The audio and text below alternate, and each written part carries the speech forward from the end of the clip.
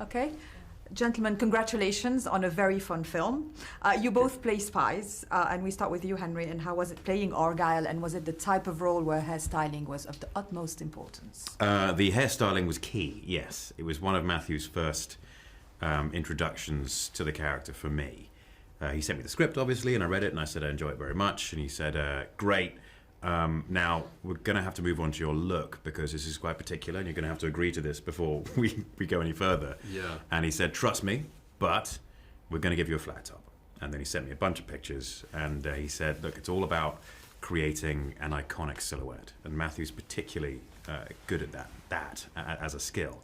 And so I did trust him. And I think it's, so far, turned out okay. Aidan also has an iconic silhouette of his own well, thank style.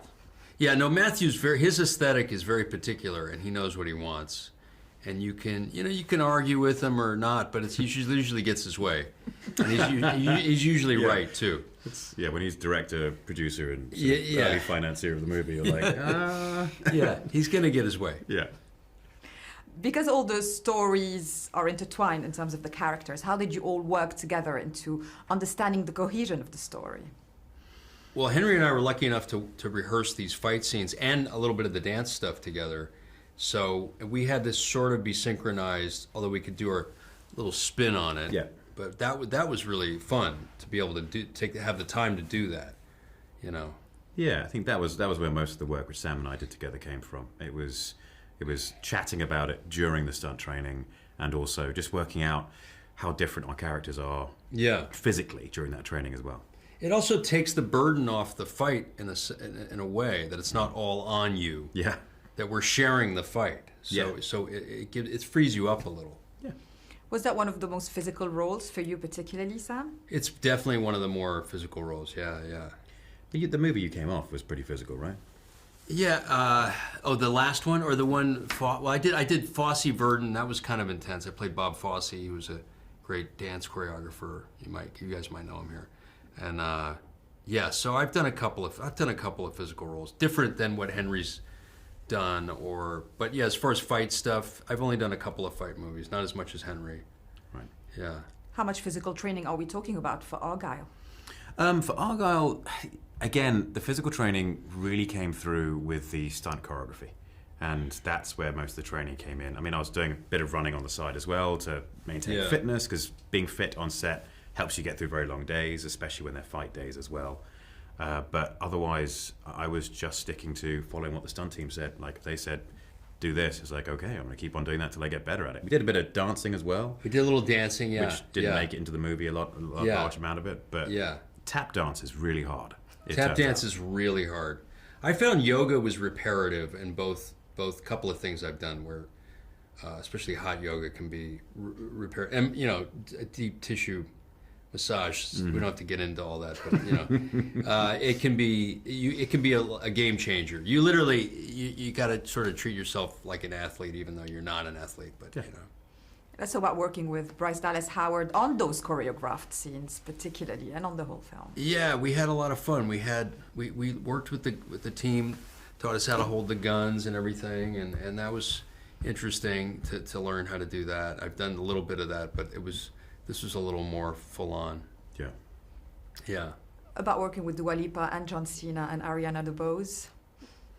Wonderful people to work with. Wonderful. I hope that in future I get to explore more of the character with them. Again, got to be careful about how much we say. But I enjoyed every second of working with them. Professionals, talented, and on time. It's so rare to find people on time. And they were. John Cena in particular, he was there before everyone else. And I respect that enormously. Wow. What would you most love fans to take out of this fun film? What? A sense of enjoyment. It doesn't take itself too seriously, and it's fun. But there's a message underlying it all, which is you've got to believe in yourself even when you don't, because you'll be surprised what you can achieve. That's true. It's a really positive message, and it's a fun roller coaster ride and a romantic one at that. Let's talk about the creative mind of Matthew Vaughn. Yeah. Is it thrilling to be around, and how does it translate on a set? Well, he's definitely has a very particular thing. Mm-hmm. So you see it in his movies, Layer Cake, Kingsman. You see it in his films. It's very particular.